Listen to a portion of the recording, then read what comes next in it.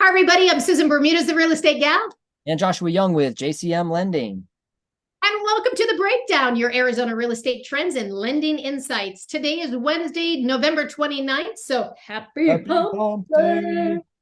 We want to get right into it because it's the end of November, which means that reports for third quarter just came out. So I want to tell you guys some exciting news. So, of the 20 major cities that are tracked throughout the US, Arizona actually rose to number 5 people as far as sales go. So that is fantastic news. However, if we want to discuss the positive price movement year over year, that's a different story. So out of those 20 major cities in the US, Arizona is sitting at number 19. So the typical average is 3.9% as far as year over year, and Arizona is sitting at negative 1.2%. So we've got a little catch up that we need to do, but we are catching up here. So as you can see that the Phoenix pricing, we're just a little bit weaker than some on between 2022 and 2023. But those that predicted that huge pricing, that huge nationwide housing crisis that was supposed to be happening, you remember that you guys? So obviously that didn't happen, right? So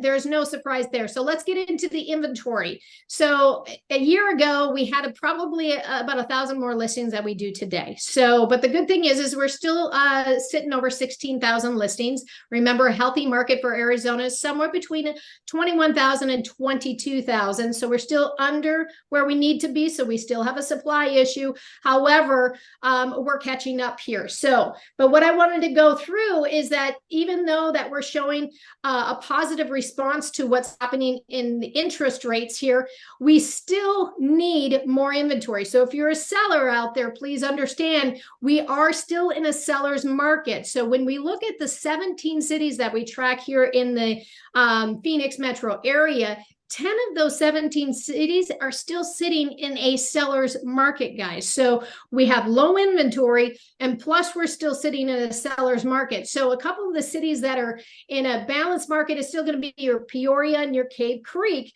Prices have come down through these 17 cities. Just know that. However, if you're an active buyer out there, you need to listen up because these are the cities you should be focusing on. And that's going to be Surprise, Buckeye, Queen Creek, and Maricopa. Those are all sitting in a buyer's market. So if you need a home, focus on these cities because you're going to get a little more bang for your buck out there. So with everything that's kind of going on right now, I'm super excited to kind of turn it over to Josh because there's some exciting news in the lending world. Right, Josh?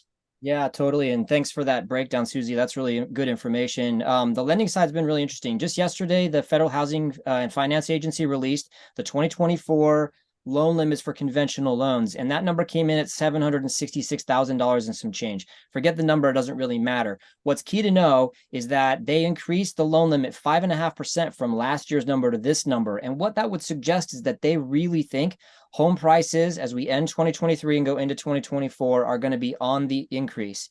And again, as you just mentioned, Phoenix is maybe lagging that, but hopefully as interest rates come down more and more into 2024, Phoenix is going to begin to catch up. It's a really strong economy we've got here, and I really believe in this market, so watch out for that.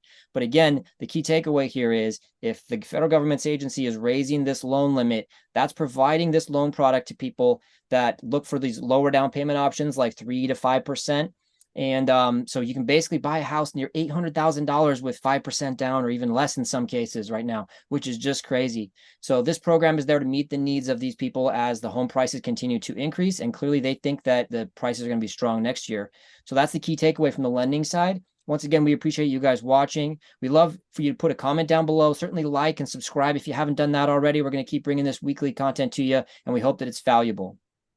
All right, guys, until next week, we'll see you later. Have a good one.